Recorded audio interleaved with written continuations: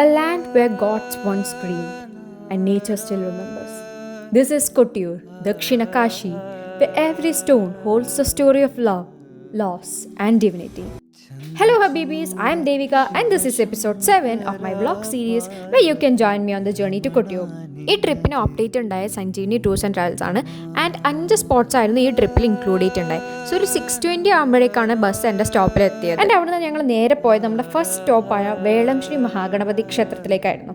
അവിടുത്തെ ദർശനവും കഴിഞ്ഞ് ബ്രേക്ക്ഫാസ്റ്റും ഒക്കെ സെറ്റാക്കി ഞങ്ങൾ നമ്മളുടെ സെക്കൻഡ് സ്പോട്ടിലേക്കായിരുന്നു പോയത്, മാമാനിക്കുന്ന് ശ്രീ മഹാദേവി ക്ഷേത്രം.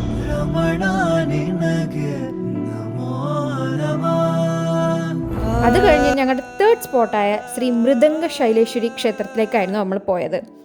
ഈ ഒരു ടെമ്പിൾ ആക്ച്വലി ആർട്ടിസ്റ്റും മ്യൂസീഷ്യൻസും പെർഫോമേഴ്സ് ആയിട്ടുള്ള എല്ലാവർക്കും ഒരു സീക്രട്ട് സ്പേസ് തന്നെയാണ്. അത് കഴിഞ്ഞ് നേരെ പുരളിമല മുത്തപ്പൻ മടപ്പരയിലേക്കായിരുന്നു നമ്മൾ വിട്ടത്. അവിടെ എത്തിയ ടൈമായിരുന്നൊക്കെ കറക്റ്റ് ടൈമായിരുന്നു, കാരണം മുത്തപ്പനും തിരുവപ്പനും ഒരുമിച്ചുണ്ടായിരുന്നു. അത് കഴിഞ്ഞ് അവിടുത്തെ അന്നദാനവും കഴിഞ്ഞ് ഞങ്ങൾ ഞങ്ങളുടെ ഫൈനൽ ഡെസ്റ്റിനേഷനിലേക്ക് എത്തി, കൊട്ടിയൂർ. ദക്ഷയാഗവും സതിയുടെ മരണവും നടന്ന ഈ ഭൂമി ദക്ഷിണ കാശി എന്നും അറിയപ്പെടുന്നു.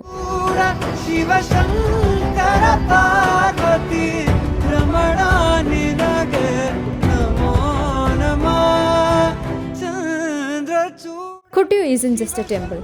This is where love became grief and grief became prayer. So that's the end of my journey. See you again in the next vlog.